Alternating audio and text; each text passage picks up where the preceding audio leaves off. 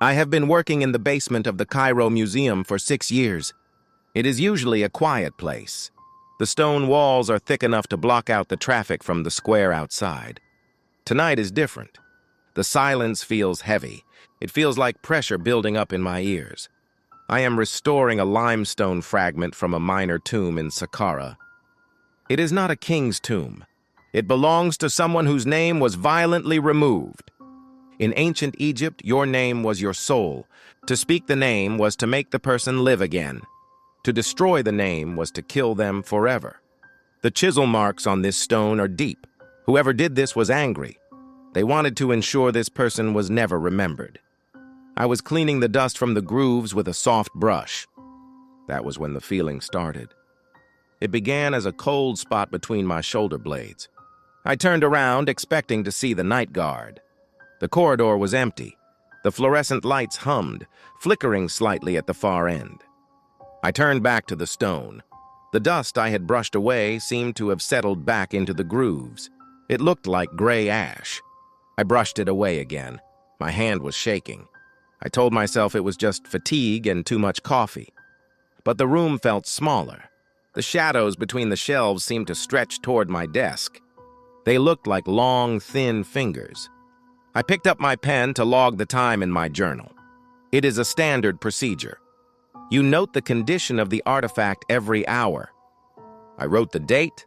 Then I went to sign my name at the bottom of the page. My hand stopped. I stared at the paper. I knew what my name was. I could hear it in my mind.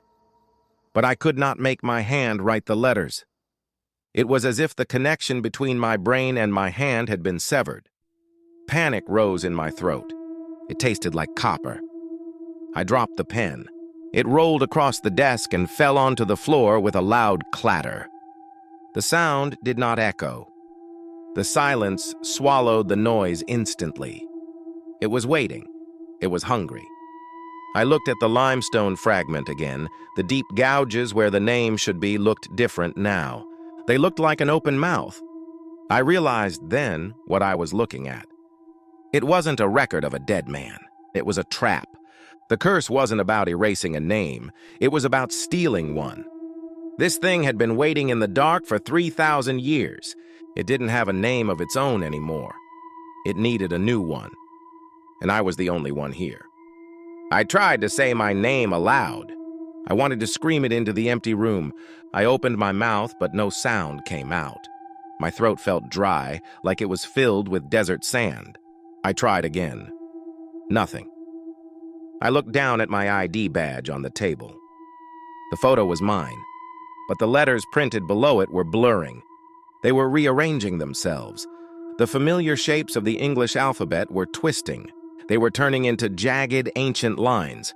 I want to leave. I want to stand up and run out the door. But my legs feel heavy, like stone. The air in the room is stale. It smells of old linen and dried spices. It smells like a tomb that has just been opened. I can feel myself fading. My memories are becoming vague. I remember a childhood, but it feels like someone else's story. The stone in front of me seems to be drinking the light from the room. The gouged-out section is no longer empty. I can see faint lines appearing in the rock. They are cutting themselves into the surface without a chisel. They are forming a name. It is my name. I am not afraid anymore. The fear has been replaced by a terrible calm. I understand my purpose now. I was not brought here to fix the stone. I was brought here to fill it. The lights are going out now, one by one. The darkness is not empty. It is warm and it is wrapping around me. I will sit here and wait. I will wait until the stone is finished writing. Then I suppose I will be part of the history I loved so much. I just hope the next person who finds this stone doesn't read it out loud.